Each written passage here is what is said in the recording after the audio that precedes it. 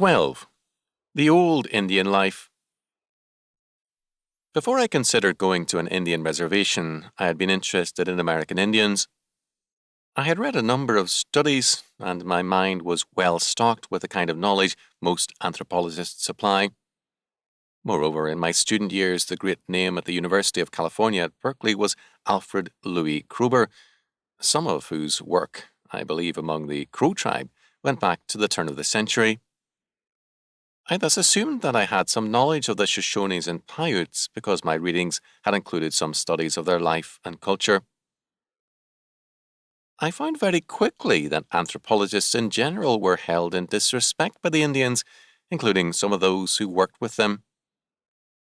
A notable exception was Dr. Sven Liljeblad, a Swedish anthropologist who was for a time associated with the University of Idaho.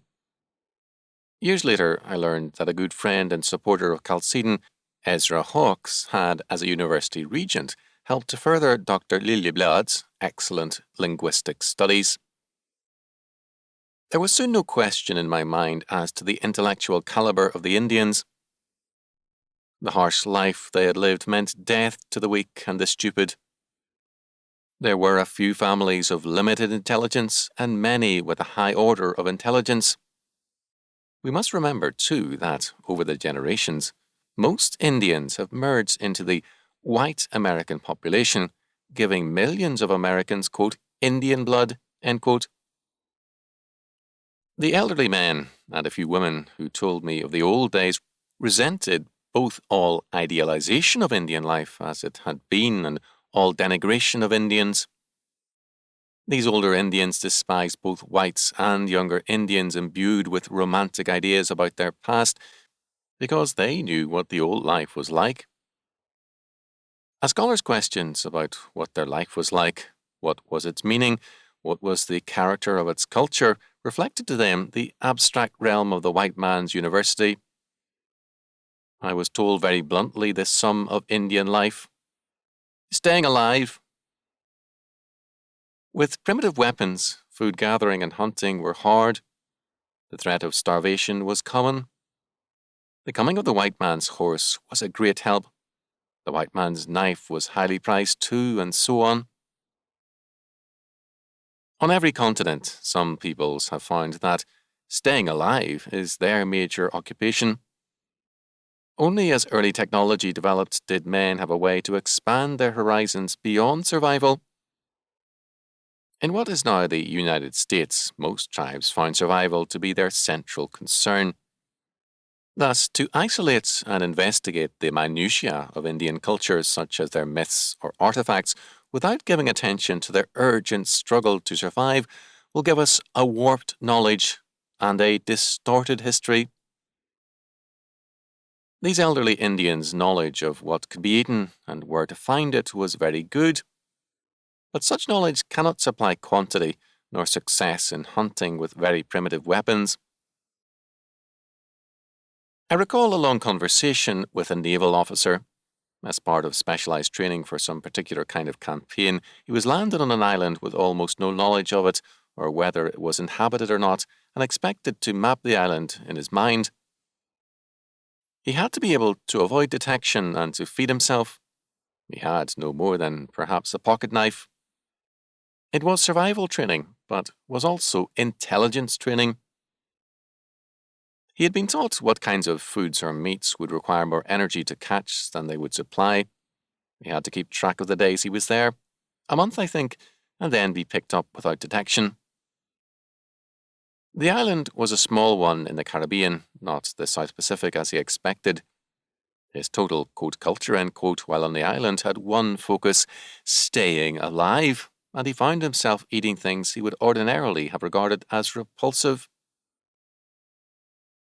This man had the advantage of a rigorous training course in survival.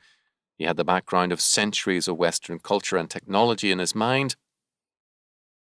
Although he began without a comparable experience in his past, he had a family and academic and military training which gave him centuries of knowledge to draw upon.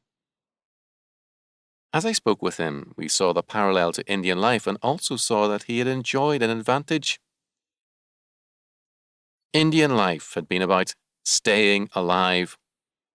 No one who creates a myth about the Indian past can understand or do justice to the Indian. The Britons encountered by Roman soldiers were on the tribal level comparable to the American Indians. They had not advanced.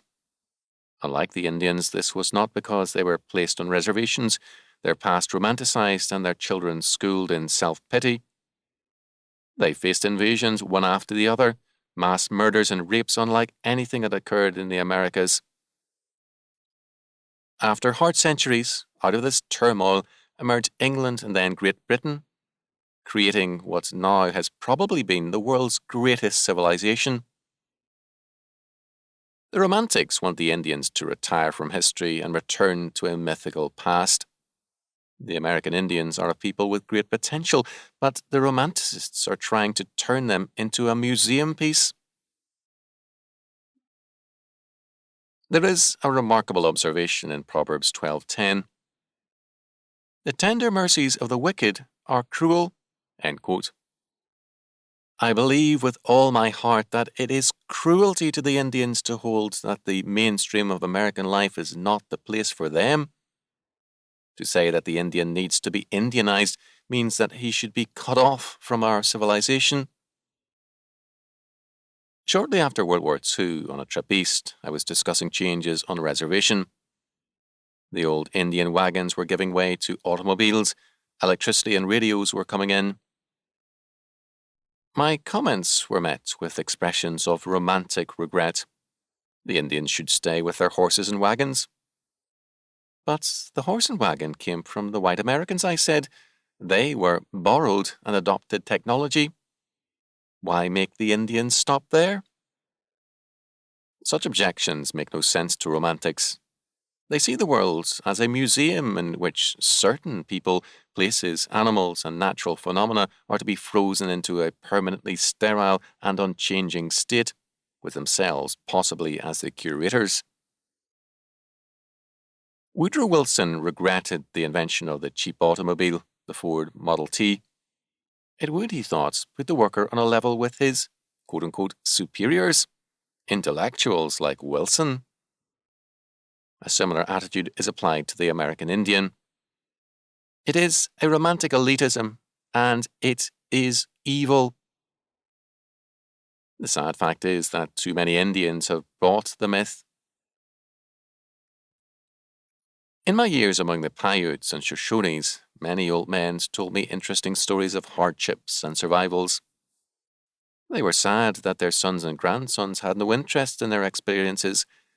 They were more interested in comic books or, if concerned with Indian affairs, ready to listen to travelling agitators who told tales of an Indian Eden destroyed by the white man. No Indian Eden existed. The white man did at times treat Indians harshly and dishonestly, but not always so. Certainly, the Indian tribes were anything but chivalrous knights in their treatment of one another. It is time for some honesty.